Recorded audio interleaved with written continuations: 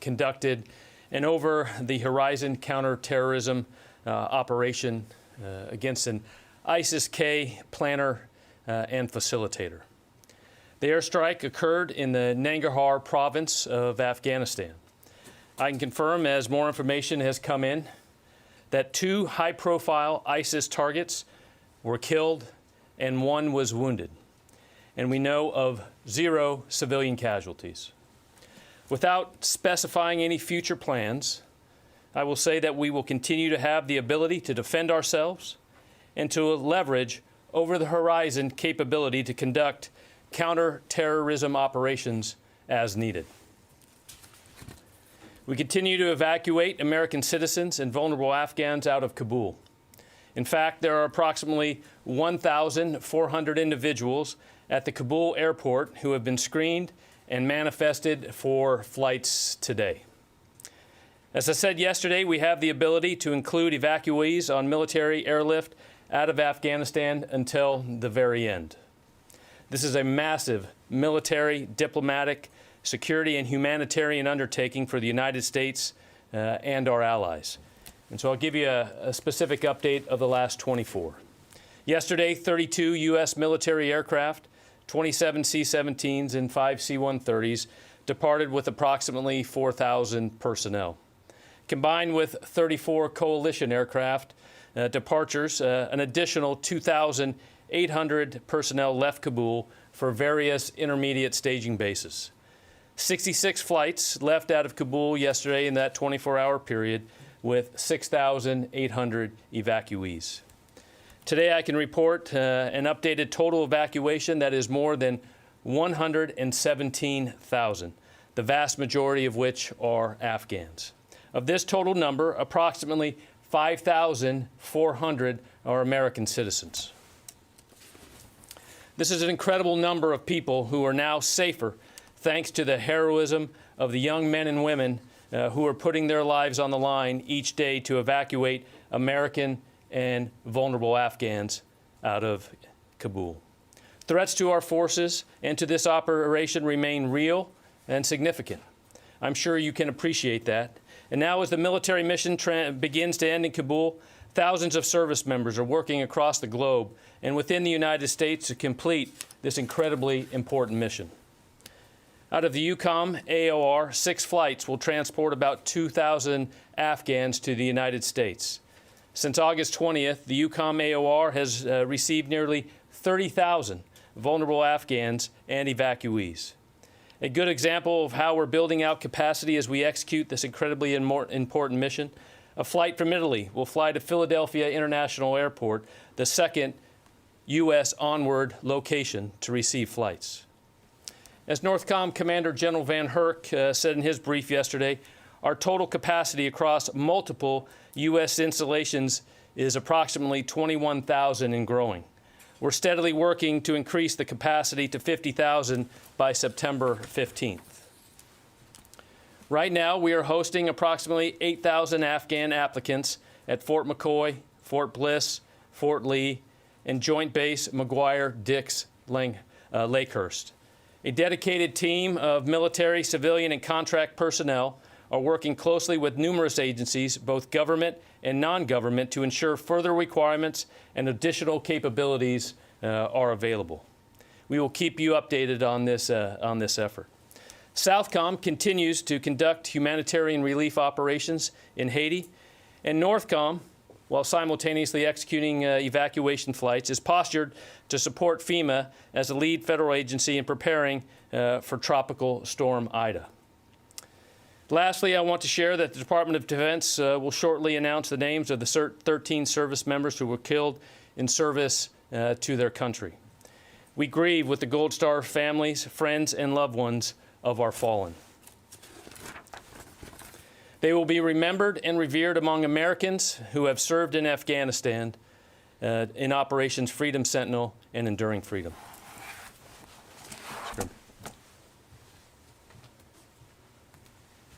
Okay, I don't have anything to add, so we'll go right to questions. Bob. Thank you, John. A couple questions on the strike last night in Afghanistan.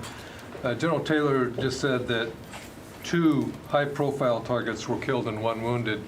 The initial announcements, I think, said 1. Yep. This was all the same strike? Was it a single strike? And can you explain any more about whether these individuals were directly involved in the Thursday bombing at Kabul airport? So it was, without getting into too much tactical detail in terms of munitions used, I would tell you it was a single mission.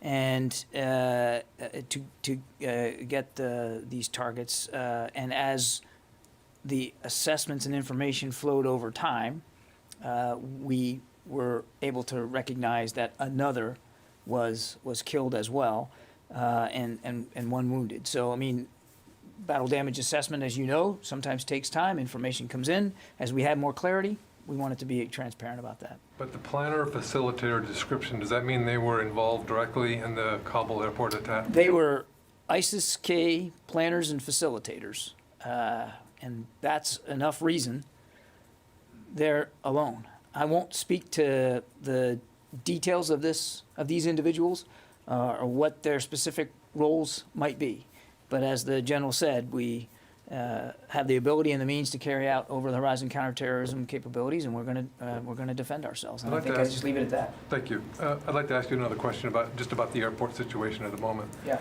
Is it true that only U.S. passport holders are being allowed onto the airport now through the gates? Any U.S. passport holder that wants to get in can get in, and we are still. If I'm wrong here, I don't think I'm wrong. Well, we are still processing and getting on planes SIV applicants as well as vulnerable Afghans. So they're being allowed onto the airport? As far as I know, yeah. Okay, thank you. I don't think that's changed. Idris? Hey, John. So can you give us the names of the 2 individuals killed in this strike? No, we're not going to release the names. Because, We're just not going to release the names. and if I can just go back to Thursday's suicide bombing, there appear to be images and reports from the ground that some of the Afghan civilians killed may have been shot by the Marines at the gate. At this point in time, since we're 48 hours, do you have any evidence that the Marines or any of the U.S. troops may have shot injured or wounded? We don't. We can't confirm that, and we certainly are not in a position to deny it either. We are investigating this, and as we get more information that we can reliably communicate to you about this incident, we will. Yeah, Tara. The State Department issued another dire warning saying don't approach the gates. Did this airstrike have anything to do with that potential for future attack? Can you talk about what capabilities ISIS might have lost in this drone strike? Well, a couple of things. I'll let the State Department speak for the advisory they sent out. That is not uncommon for them to do that, particularly in a country like Afghanistan, and they're constantly watching the threat environment, as are we, and they're doing a prudent, responsible thing to inform Americans there in Kabul about what's best for their own safety. But again, I think I'll let the State Department speak to the rationale there. Obviously, again, they're doing what they believe they need to do to keep people safe. I am not going to talk about specific capabilities ISIS may have lost in this strike. They lost a planner, and they lost a facilitator, and they've got 1 wounded.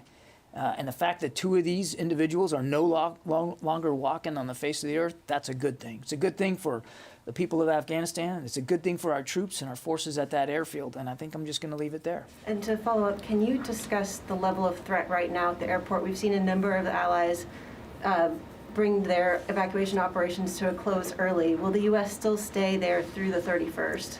We are going to complete this mission by the end of the month. We've said that. Nothing has changed about the timeline for us. And we will do this in as safe and an orderly way as possible. And that includes being able to continue to evacuate right up until the end. But what about the threats at the airport? Can you describe what, are they still? Threats are still very real. They're very dynamic. And we are monitoring them literally in real time. And as I said yesterday, we're taking all the means necessary to make sure we remain focused on that threat stream and doing what we can for force protection.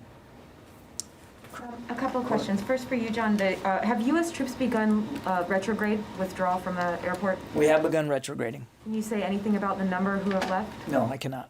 And then, General Taylor, for you, please. The numbers of military aircraft who have left are relatively consistent with where they've been for several days, but the number of passengers on them is down. from where it was. Does that mean that the U.S. is now starting to move some equipment, military equipment on those, or are there planes that are going out just not full?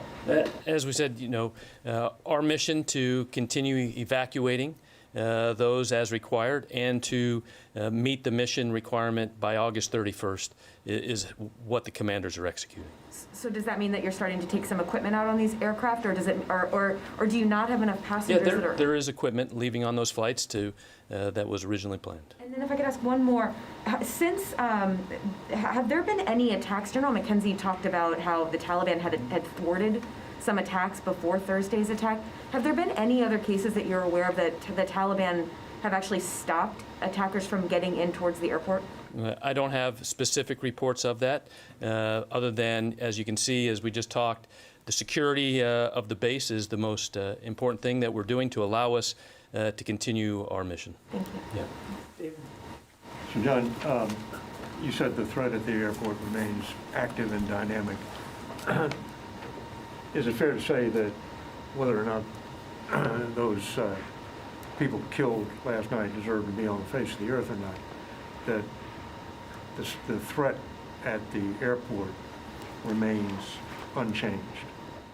I wouldn't say that it remains unchanged. I didn't say that. I said it remains active and dynamic, and it does. Is it as serious as it was yesterday? It is a serious threat. I'm not sure how any potential terrorist threat can be anything other than serious, or that we shouldn't take it seriously. It's serious. Yesterday, you denied the Taliban claim that they had assumed responsibility for security at some parts of the airport. Is that still the case, that the Taliban do not provide security at the airport itself? That is still the case. And is that going to remain the case until the end, or at some point do they have to move into the airport to keep the crowds at bay while those last planes take off? I'm not going to talk about the specifics as we get closer to the end. Let me just say this, as clearly as I can, we will maintain the ability to defend ourselves and our operations all the way through. Yeah, Lucas. John, did the Taliban in any way provide any intelligence or any support with this drone strike that killed those 2 ISIS terrorists? I'm not going to talk about intelligence matters one way or the other. Rule it out. I'm not going to talk about intelligence matters one way or the other. Taliban supporting this drone strike in any way? We had useful intelligence on our own to conduct this strike. Do you consider the Taliban and the Haqqani network separate entities? Lucas, I'm not going to give you a breakdown here, a characterization of the Taliban or Haqqani. Now, Lucas, you got to remember what we're focused on here, and that's on getting more people out and getting our troops out, completing this mission. And I'm not sure what benefit it does for me to try to characterize one group or another. We know that the people that the deputy leader of the Taliban is Surgeon Haqqani, who has a $10 million bounty on his head. People should know, are these separate entities, or? We know that there is a certain matter of commingling here. I mean, there's a marbling, if you will, of Taliban and Haqqani.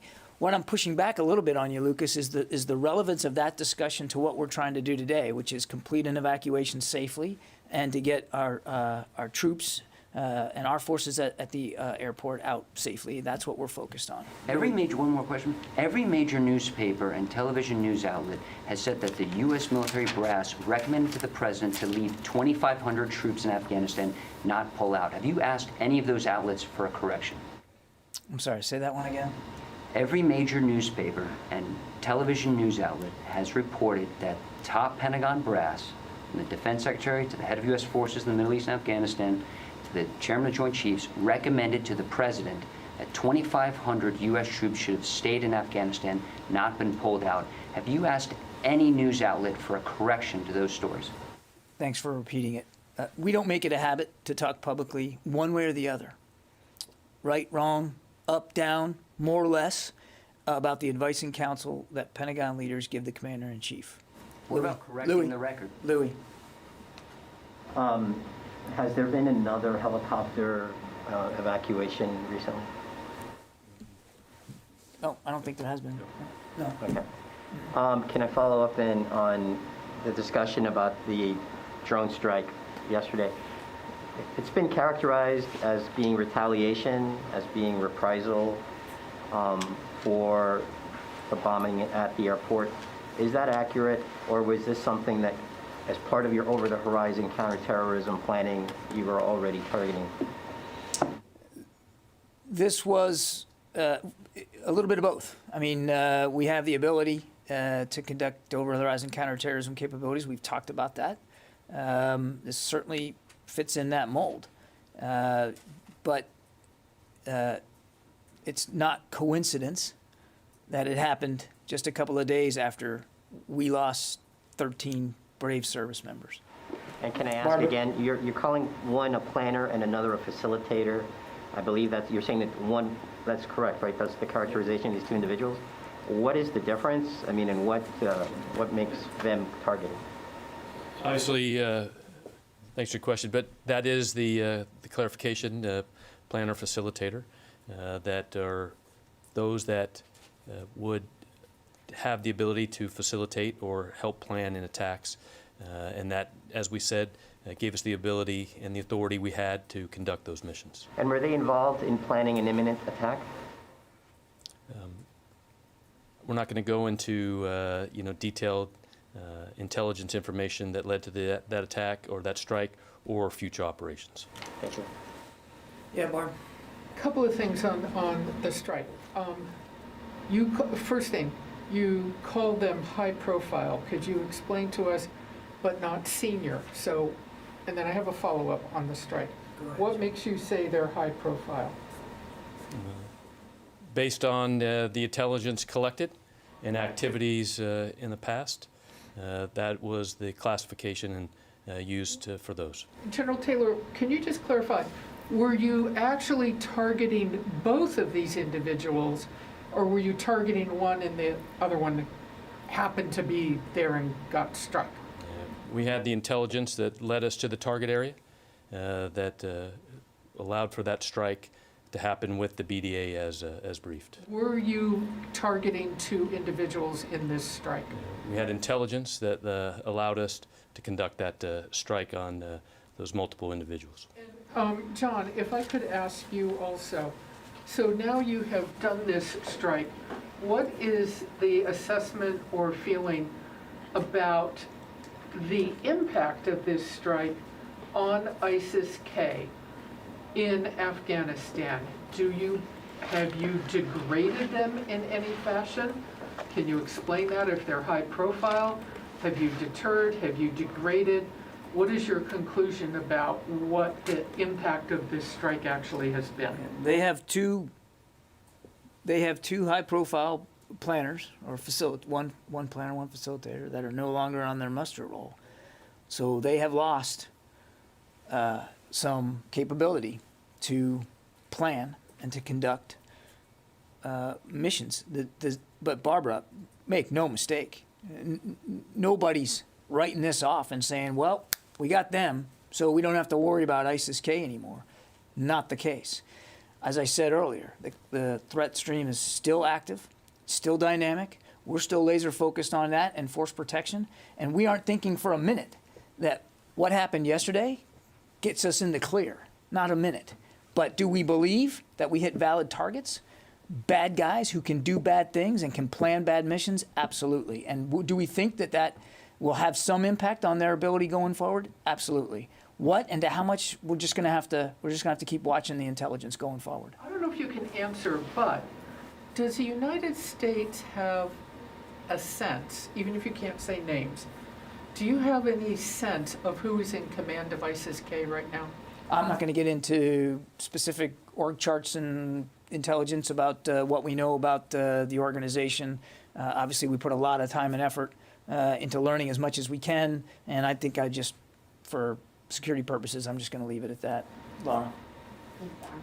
So a couple quick questions about the attack itself. First of all, where did the unmanned aircraft come from? Was it a Reaper drone, Predator drone? Can you give us any information about the From aircraft? over the horizon. Okay, so no specific information you can It give came us? from over the horizon. Okay, and then there were reports that the targets were in a vehicle? Is that accurate, or was there any other damage to ISIS infrastructure? As I think the general said right at the top, we're going to be loath to release a lot of tactical level BDA detail here. We want to preserve as much flexibility as we can. So I think you can understand, or at least I hope you can understand, that we're just not going to be able to answer a lot of that detailed stuff right now. And then just to follow up, what are you doing about the ISIS-K cells in Kabul itself? Because clearly these attacks are coming from Kabul. It's possible the terrorists have gone underground. Obviously, you can't target the city itself with airstrikes right now. Yeah, what I would tell you is we're watching the threat stream very carefully, Laura. Clearly, they have the ability to operate inside Kabul. We're mindful of that. And we're watching it as closely as we can. And we're obviously trying to make sure that we have available to us as much information and context as possible so as to prepare for any future attacks. And that certainly, we have to assume, could come from or be planned out of or sourced out of places that they might have established themselves in Kabul. I think that's really as far as we're going to be able to go right now.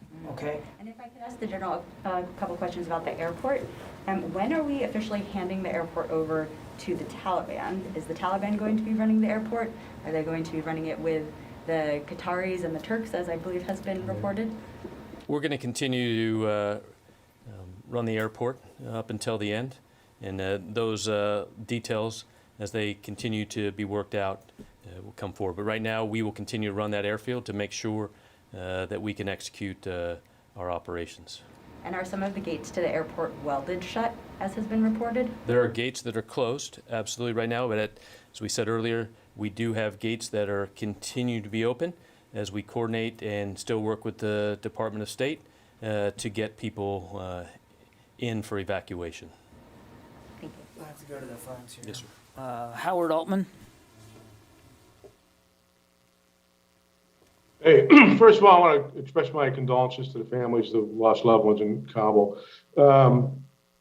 Despite this massive effort to evacuate folks, there were a number of organizations, including current and former military, that feel there's a level of frustration in not being able to get people out, and they're working in many ways. There's been many reports about that. My question is DOD cooperating with any of these organizations? Can you talk about that? And then what is your message to these organizations? Are they helping? Are they hindering? And given what you know about how this is unfolding, should they continue their operations? Well, it's certainly not for us to tell them to stop caring about individuals that they know that are in Afghanistan, Howard. We are, as you might imagine, we are working off many different streams of information about various vulnerable Afghan groups, not to mention applicants in the Special Immigrant Visa Program and, of course, American citizens. And I don't want to speak for the State Department, but the State Department has really been liaising with a lot of outside groups to help identify those who need to be evacuated.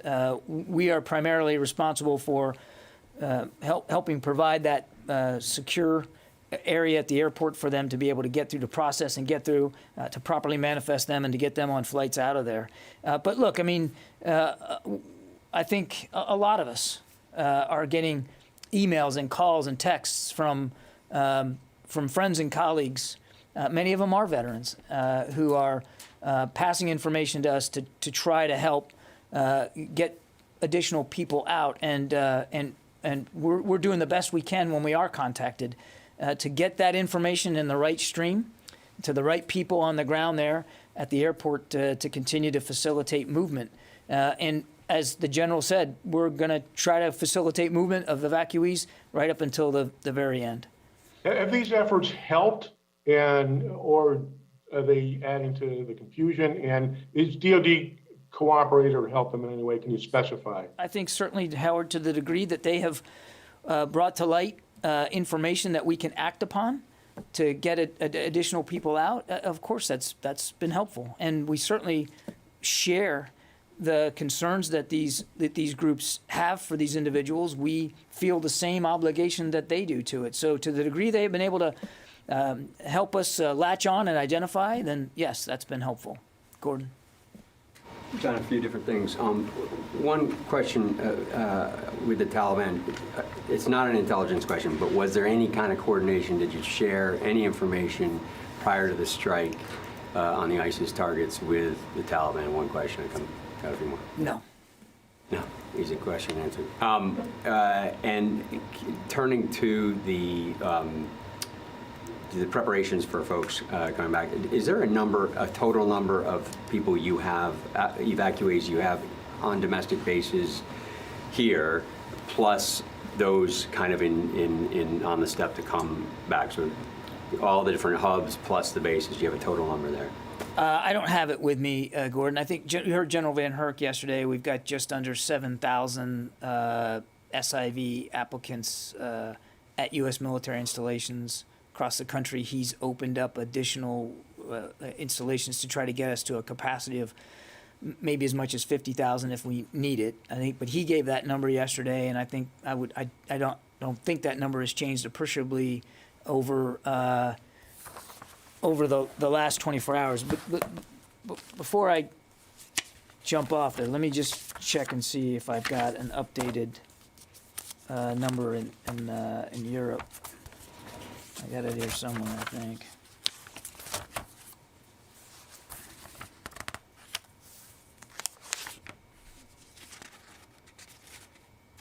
No, I don't think I've got it across Europe.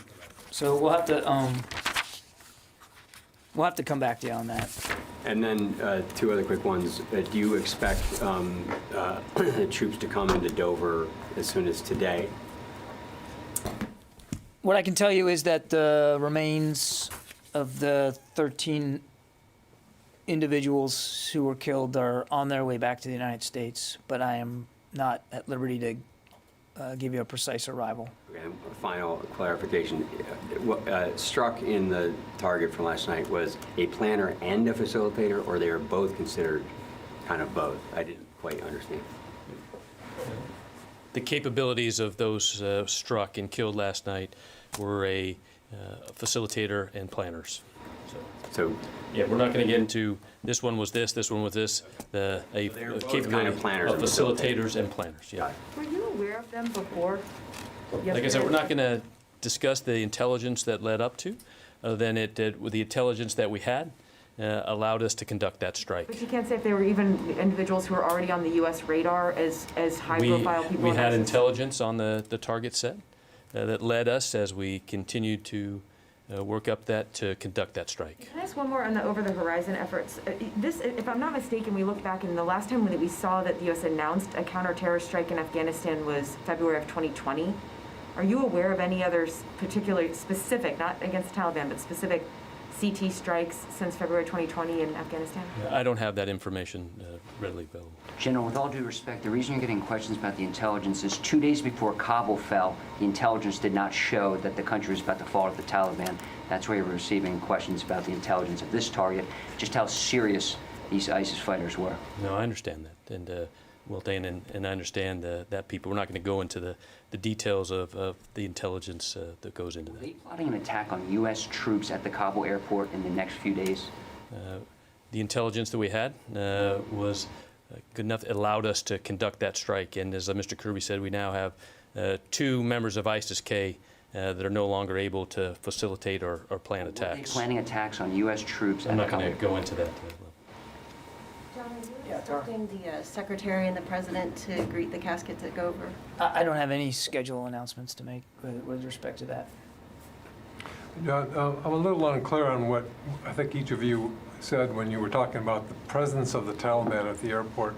Are you saying that there are no Taliban on the airfield, beginning to transition to control on either the civilian or military Bob, side? so this was some reporting yesterday that that the Taliban were in control of the gates. And then there was reporting that we were shutting down all evacuation operations in the course of a day. And my point yesterday was those are not true. We're not shutting down evacuation operations. We're going to continue going to the end. We are still in charge of the airport, and we are still in charge of security at the airport. And what was true a few days ago is still true today. The Taliban have checkpoints around the airport in a loose perimeter, if you will. But they are not manning gates. They are not at the airport doing security roles or anything like that. They're not at the airport. That's They're what I'm not trying at the airport. Okay. Yeah, There. yeah, Jerry. Just going back to the drone strike, you obviously can't give specific names of countries, but did you notify any countries through which the drone may have had to fly through before the strike?